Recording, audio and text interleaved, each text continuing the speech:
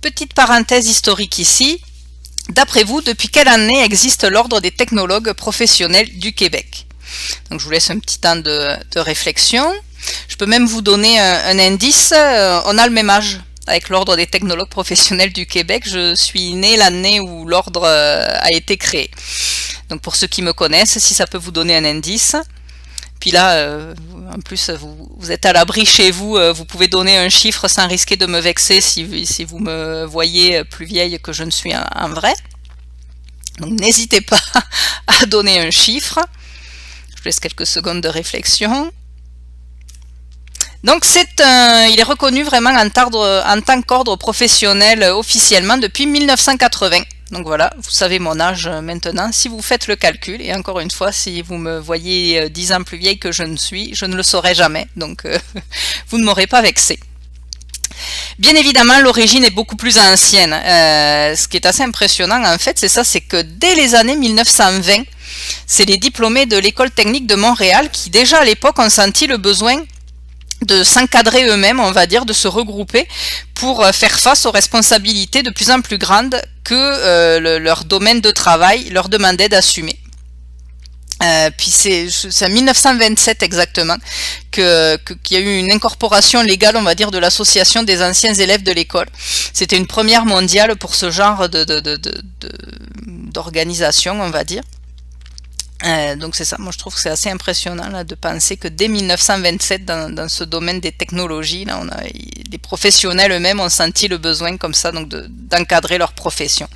Donc c'est sûr qu'il y a eu plein d'étapes différentes franchies en presque 60 ans là, pour arriver en 80 à la version officielle de l'Ordre des technologues professionnels, mais c'était une parenthèse que je trouvais intéressante.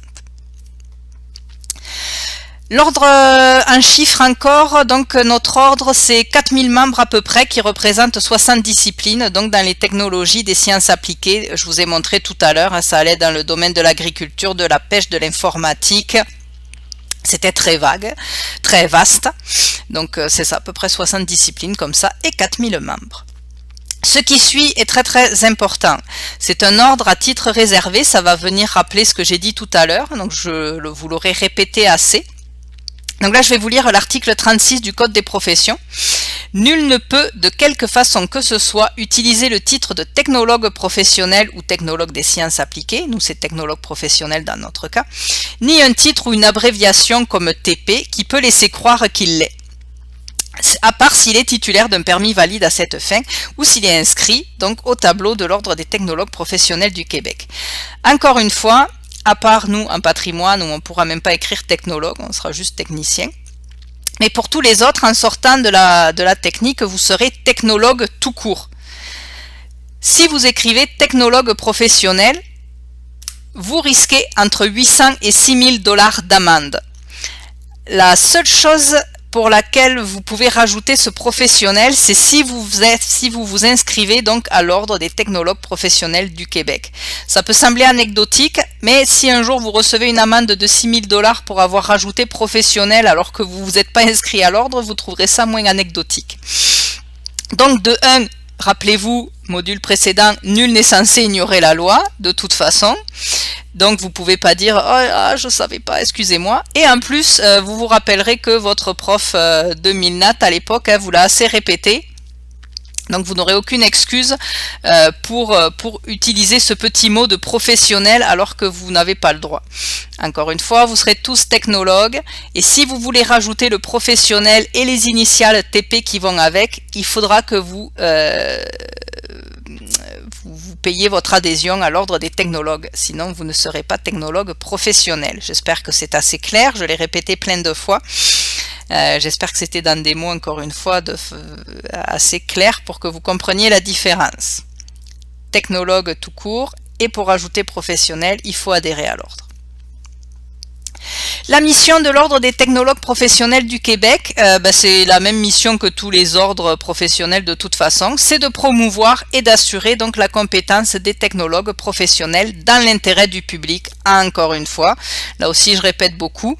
Mais la mission d'un ordre, ce n'est pas de gérer les intérêts des membres et des professionnels qui font partie de l'ordre, c'est de gérer l'intérêt du public. C'est la raison d'être des ordres professionnels. Ça aussi, je me répète beaucoup. Donc si vous avez une question à l'examen là-dessus, j'espère que tout le monde aura la bonne réponse parce que on l'aura assez rabâché. Qu'un ordre, c'est pour le public et pas pour les professionnels qui en font partie. 3 orientations majeures. Assurer l'efficience des mécanismes de protection du public. Encore une fois.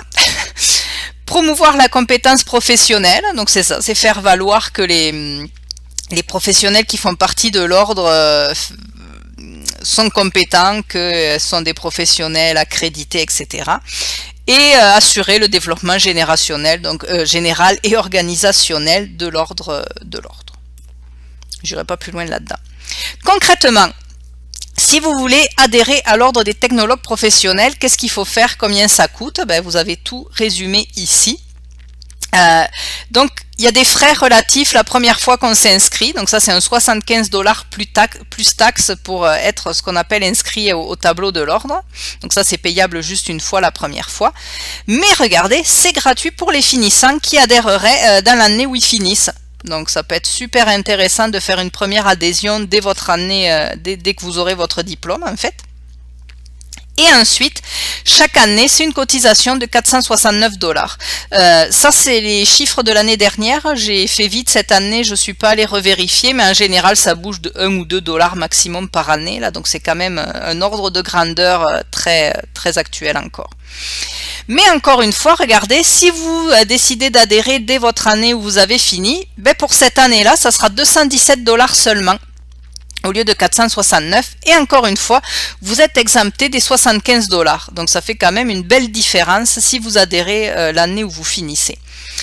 Et regardez en dessous, entre parenthèses, fin non négligeable aussi, ces cotisations sont déductibles d'impôts. Donc c'est sûr, il faut que vous les déboursiez, mais ça vous reviendra au moment de vos déclarations d'impôts. Donc je pense qu'il y a quand même que des avantages à adhérer à l'ordre des technologues professionnels du Québec.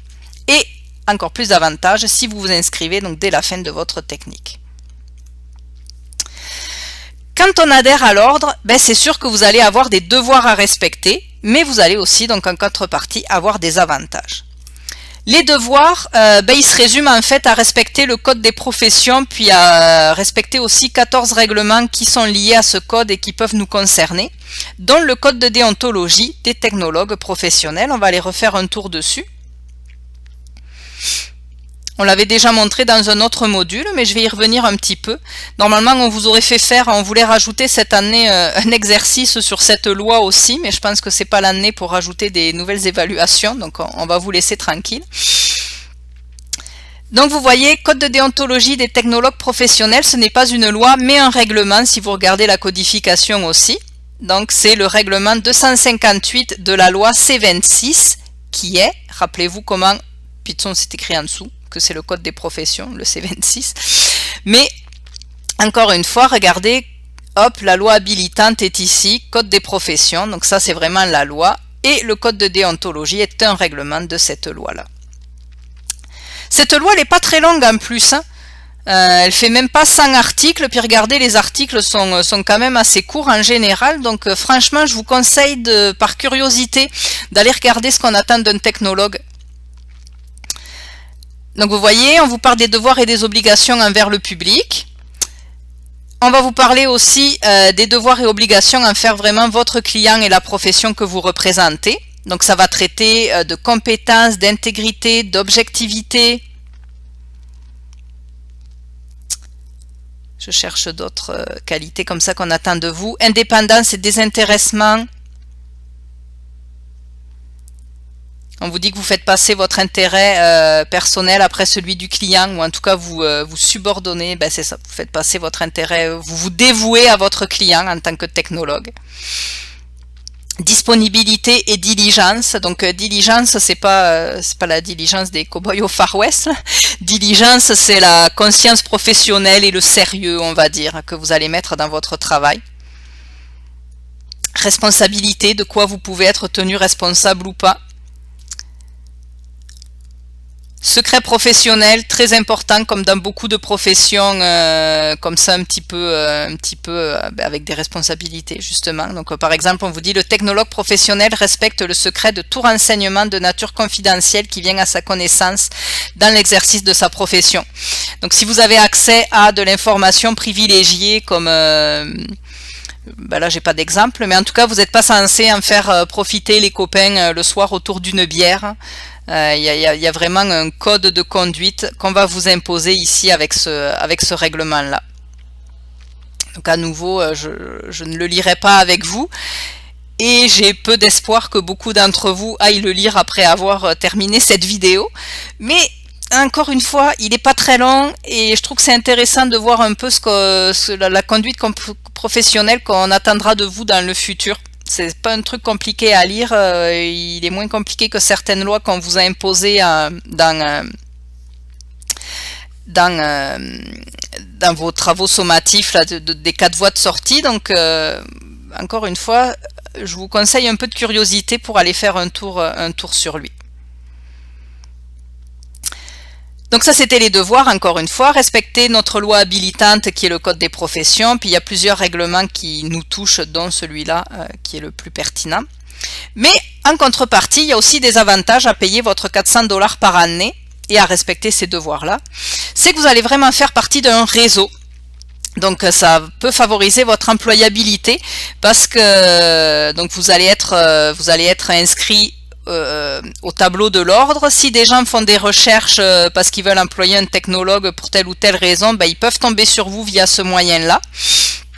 Vos collègues technologues peuvent vous connaître par ce biais aussi, donc c'est vraiment super intéressant, parce que ça je ne vous l'ai pas montré sur le site de l'ordre des technologues, mais c'est ça, vous pouvez rechercher si un professionnel est inscrit à l'ordre ou pas en tant que citoyen, vous pouvez vérifier ça, donc c'est quand même assez intéressant de se faire repérer par ce moyen-là.